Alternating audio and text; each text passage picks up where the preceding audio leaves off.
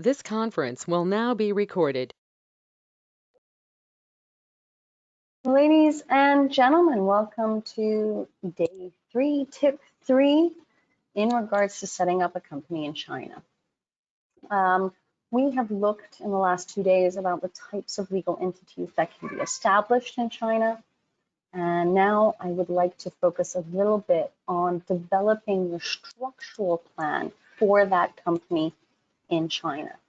I have 10 tips that I would like to look at in regards to developing that structural plan, i.e. what are the key considerations you have to make when structuring that plan in China. So let's take a look at the first three: liability, flexibility, marketability. Ultimately, when developing your structural plan for the Chinese market, you want to focus on these three things as your first key considerations.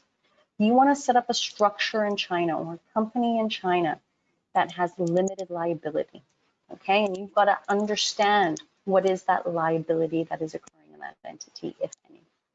You want to have an entity or structure, number two, that has flexibility, that allows you to bid for projects based on what is within your business license, i.e. in terms of what is within the business scope or permitted activities that you're allowed to do.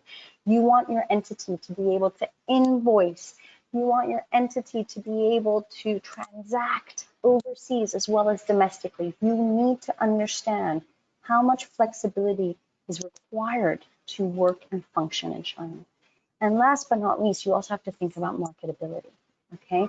For the representative office, which was the first type of entity I focused on, you can't do very much with that entity. You can only facilitate, communicate, and that's about it, and liaise. So how marketable is that? What level of commitment and image does it show to consumers, to partners, to people on the ground in China in terms of what you are looking to do, right? Going with a limited liability company gives you that flexibility and that image and that commitment to the market in terms of process. Now, in terms of the limited liability aspect, it's important to understand, are you setting up a WFOE, a FICE, a joint venture, or are you going to go ahead with a partner and set up a domestically owned entity? These are all considerations that you have to make, and these are 3 points you have to consider in those considerations. What will be the liability, what will be the flexibility, and what will be the marketability of that entity. Moving on from that, the key aspect is the business scope.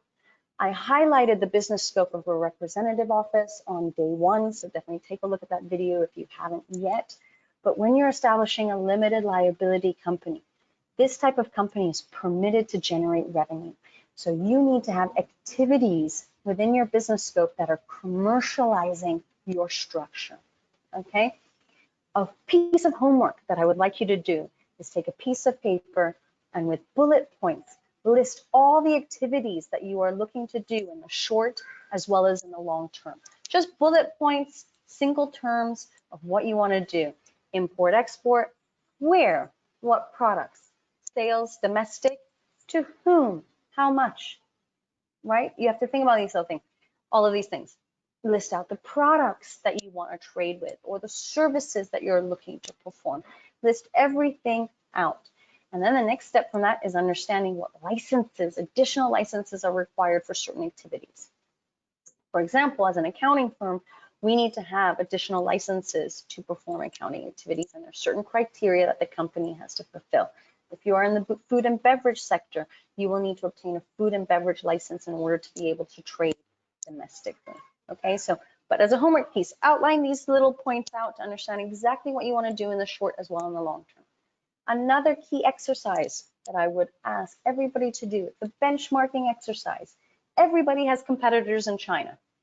So why not investigate their structure to understand how they have incorporated their company, what is their business scope, what is their registered capital, where is their main location, who is in the corporate structure. This is open and public information that can be obtained from the Administration of Industry and Commerce.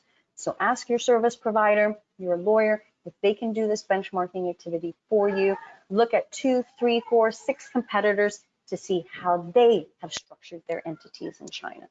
If you would like us to do this exercise for you, or even to sit down with you to make that bullet point list, contact me and I'd be happy to share that information. Look forward to seeing you on day 4 or tip 4 of setting up a company in China.